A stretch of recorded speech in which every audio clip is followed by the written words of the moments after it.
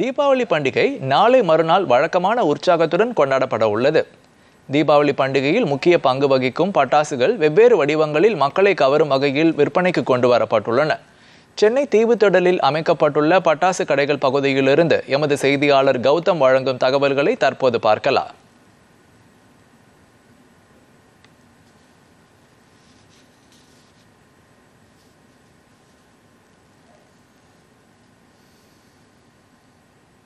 பட்டாசு நல்ல தரமாகவும் இருக்குது, நல்ல ரேட்டும் கம்மி தான்.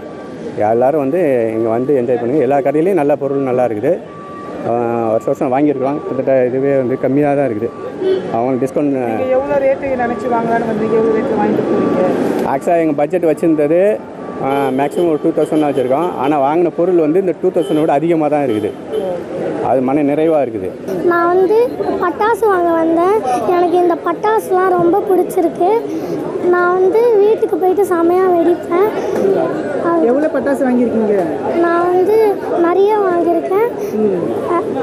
இதை வீட்டுக்கு போயிட்டு என் ஃப்ரெண்ட்ஸ் கிட்டலாம் காமிப்பேன். இந்த வருஷம் தீபாவளி பண்டிகையை முன்னிட்டு இந்த சென்னை தீவுத்திடலில் ஒரு 30 கடைகள் அமைச்சிருக்கிறோம். இது வந்து எங்கள் அசோசியேஷன் சார்பாக சென்னை பட்டாசு வியாபாரிகள் சங்கத்தின் மூலமாக இந்த 30 கடைகள் அமைக்கப்பட்டிருக்கு.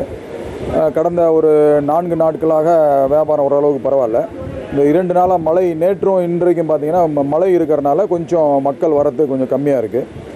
இப்போ ஈவினிங் ஆச்சுன்னா ஓரளவுக்கு கூட்டம் வந்து வர ஆரம்பிச்சிடும். இன்னும் 2 நாளில் ஒரு நல்ல லெவலில் ஒரு வியாபாரம் இருக்குன்னு எதிர்பார்க்குறோம். போலி பட்டாசுகள் விற்பனைக்கு இங்கே இடம் இல்லை. சைனா பட்டாசுகள் விற்பனைக்கு இடம் இல்லை.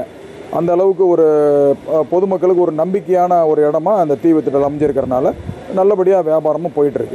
நாடு முழுவதும் நாளை மறுநாள் தீபாவளி பண்டிகை கொண்டாடப்பட உள்ள நிலையில் அதற்காக பட்டாசுகள் வாங்குவதற்கு சென்னை தீவுத்திடலில் அமைக்கப்பட்டுள்ள பட்டாசு பஜாரில் ஏராளமான பொதுமக்கள் குவிந்து வருகிறார்கள். குறிப்பாக காலை முதலில் சென்னையில் மழை பெய்து வருவதால் தற்போது மழை விட்டிருப்பு காரணத்தினால் மக்கள் வரத்து அதிகரித்திருப்பதாகவும் கடந்த 4 நாட்களில் வியாபாரம் அதிகரித்திருப்பதாகவும் வியாபாரிகள் தெரிவிக்கிறார்கள். மேலும் இங்கே பட்டாசுகள் விலை குறைவாக இருப்பதாகவும் பசுமை பட்டாசுகள் விற்பனை செய்வதாகவும் பொதுமக்கள் தெரிவித்துள்ளார்கள்.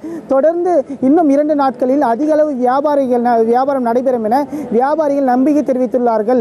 டிடி தமிழ் செய்திகளுக்காக ஒளிப்பதிவாளர் ராகவனுடன் செய்தியாளர் கௌதம்.